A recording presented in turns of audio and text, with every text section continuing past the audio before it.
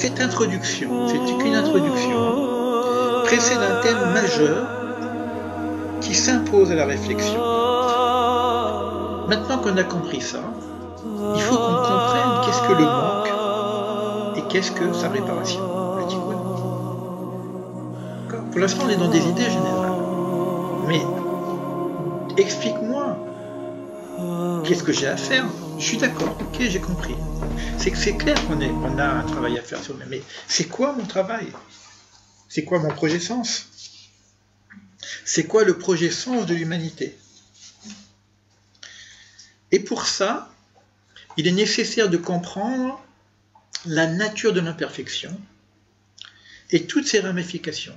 Il y a une imperfection à la base. D'accord? Maintenant, l'idée, c'est de savoir quel est le manque au départ. On est vraiment dans le début de la création. Souvent, je dis aux gens, si vous voulez comprendre le sens de votre vie, il faut comprendre le sens de votre naissance. Et si je veux comprendre le sens de ma naissance, il faut que je comprenne le sens de la naissance du monde. Il y a un rapport avec tout ça. Donc là, aujourd'hui, on essaie de comprendre la notion de ce projet tel qu'il vient de nous est donné avec cette notion de manque. C'est quoi le manque? C'est quoi le premier manque? Et comment je vais arriver à combler ce manque? Il faut une méthode. Là, on va rentrer dans une méthodologie pour comprendre qu'est-ce que le manque et comment l'arranger. C'est clair pour l'instant. Alors maintenant, qu'est-ce qu'il nous dit? Là, il me dit, j'aurais pensé autrement, moi. Plutôt que de me dire c'est quoi le manque, dis-moi c'est quoi la perfection. Et si tu me dis c'est quoi la perfection, rétroactivement, je vais comprendre c'est quoi le manque. Parce que cette perfection, je ne l'ai pas. Il dit la raison est simple. Ce que l'homme atteint à la fin, c'est bien ce qui lui manque au début. C'est clair ça? Et l'intellect, le sechel, il dit t'as raison. C'est pas bête ton idée. C'est pas bête.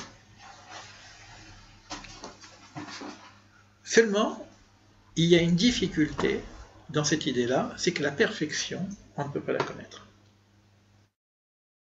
On ne peut pas comprendre vraiment qu'est-ce que parce que la perfection, c'est Dieu.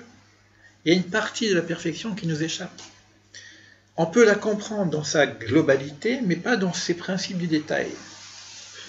Alors que les détails de l'imperfection, c'est très accessible. Regardons-nous. On sait très bien où on en est.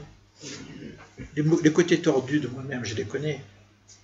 C'est plus facile de connaître les côtés tordus de moi-même que de savoir qu'est-ce qui est ma finalité.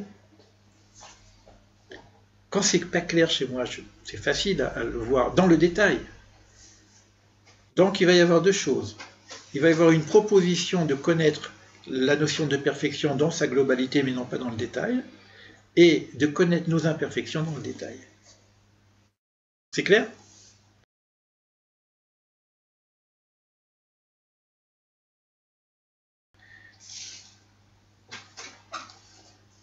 Alors le véritable bien, c'est quoi? Remplir nos manques. Mais c'est quoi le remplir de manque de quoi? De Dieu. De Dieu, exactement. Le véritable bien, c'est l'attachement à Dieu.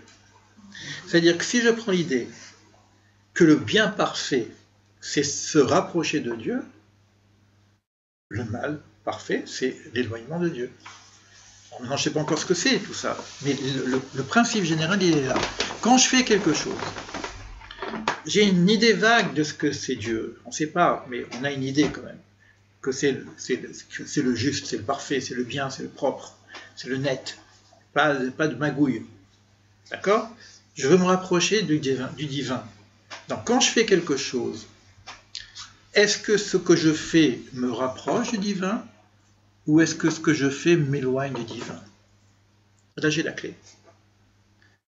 La clé de la vigilance. La clé de la réflexion. Dans tous mes actes, qu'est-ce que je fais? Alors est-ce qu'il y a des actes neutres? Je dois gagner ma vie. Je vais travailler. Je fais boulanger. Est-ce que ça me rapproche de Dieu ou ça m'éloigne de Dieu? Ça dépend quel jour. Ça dépend comment je fais mon pain. Ça dépend comment je fais mon pain. Si je fais du pain suffisamment bon pour que la personne qui va le manger puisse en profiter, et que je ne triche pas avec la farine, et ni avec les poids et mesures, et que je ne vole pas mon voisin, ben je me rapproche de Dieu. Et si je ne pense qu'à ce qu'il va me donner dans mon tiroir caisse, et que ce que je mets, je m'en fous parce qu'il m'en manque, eh ben je m'éloigne de Dieu. Toutes les erreurs qu'on peut faire, et toutes les réussites, c'est en rapport avec ce principe divin. C'est-à-dire, c'est ce qu'on appelle un klal. Ce qu'on appelle un klal. Un principe général. Universel. Pour tout humain. C'est-à-dire, tout ce que je peux essayer de voir en quoi c'est en rapport avec un travail de perfectionnement ou d'éloignement. Ça, c'est ce qu'il nous propose comme principe de base. Et il dit que c'est le principe général et que la Bible ne parle que de ça. Et je vais vous donner les termes, parce qu'on passe, et la Bible, on voit une histoire biblique, machin, les patriarches, les Hébreux, machin. Az tit aneg al Hashem. Ça, c'est les prophéties. C'est la véritable délectation, la véritable joie, c'est Az tit al Hashem. C'est-à-dire que la véritable joie, c'est cette proximité. Il est redit ici, dans le monde à venir, il n'y a ni nourriture, ni boisson. Il n'y a aucun plaisir de ce monde. Mais les justes sont assis, avec leur couronne sur la tête, et jouissent de la splendeur de la présence divine. Et du point de vue de la logique, il explique, c'est évident, puisque l'âme, la neshama dont on parle, est une parcelle d'en haut, elle ne peut se rassasier que lorsqu'elle retrouve sa racine, ses sources. Son seul désir, je parle de l'âme, nos désirs à nous, on est des humains, on n'est pas à ce niveau-là. Il est tout à fait normal que nous ayons d'autres désirs. Mais la partie divine en nous, elle ne veut qu'une chose. Donc le niveau d'un neshama dont je vous ai parlé, le roi qui veut comprendre des choses, il veut être intelligent, le nefesh, il veut jouir. La neshama, elle veut Dieu, point barre, elle veut rien d'autre. Vous comprenez? C'est retrouver sa racine, mais la neshama est en relation avec nous. Alors ça dépend comment je me positionne. Soit ma vie c'est mon corps et mon nefesh, j'ai besoin de jouir de ce monde. Soit ma vie, c'est mon roi. J'ai besoin de comprendre ce monde. Soit ma vie, c'est mon neshama. J'ai besoin de Dieu. J'ai besoin de retrouver mon maître, mon père, mon créateur. Ainsi est la nature de chaque effet d'aspirer à sa cause. Le problème que nous avons, écoutez bien ce terme, chaque effet est aspiré à sa cause. C'est-à-dire que chaque chose a besoin de retrouver ce d'où elle vient. La cause de mon corps, la racine, le principe du corps, c'est de la poussière. Poussière tu es né, poussière tu retourneras. Si ma vie c'est mon corps, ben vous savez de toute façon où vous allez. On peut vous faire un beau cercueil, vous connaissez la fin de mon corps. Quand on dit tu es né de poussière et tu retournes dans la poussière, on dit ouh. On parle du corps, on ne parle pas de l'être. Mais si ma vie c'est moi, ma personnalité, mon nefesh, non seulement il va rester alité, mais il va rester alité pour longtemps dans ce tombeau.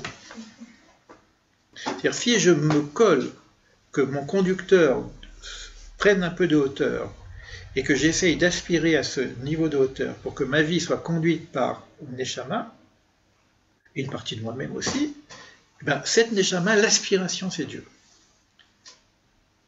Ça ne veut pas dire que moi, je n'ai pas besoin d'autre chose. Ça ne veut pas dire que moi, j'ai besoin de comprendre, j'ai besoin de manger, j'ai besoin de toutes ces choses-là. Mais je vais vers ma cause. Mon corps, il va vers sa cause. Mon instinct, il va vers sa cause. D'accord? Et mon intellect, il va vers sa cause. Donc, ma neshama va vers sa cause. Vous comprenez l'idée, hein? C'est pour ça qu'on est aspiré par plein de choses différentes. C'est pour ça qu'on est multiple. J'ai besoin de ça, j'ai besoin de ça, j'ai besoin de ça, j'ai besoin de ça. Ça fait partie de notre réalité. Mais il y a un principe en nous qui a besoin de Dieu. Et si je me colle à ce principe, si je me colle à ce principe, à ce moment-là, ça va aspirer et ma ruach et mon effet chez mon corps. Il y a des gens qui ne meurent pas, même du corps. Eliyahu Hanavi n'est pas mort. Son corps est monté. L'aspiration était tellement forte que même le corps, il est transmuté. Ça existe. Il y a eu des gens qui, Robindo et la mère ont essayé d'arriver à ce niveau-là. Oui. Mais il est vrai qu'il y a un équilibre à faire. En travaillant, par exemple, sur ma santé, je vais être plus apte à pouvoir mieux comprendre les choses. Et en comprenant mieux les choses, je vais être plus apte à laisser la neshama dans son aspiration.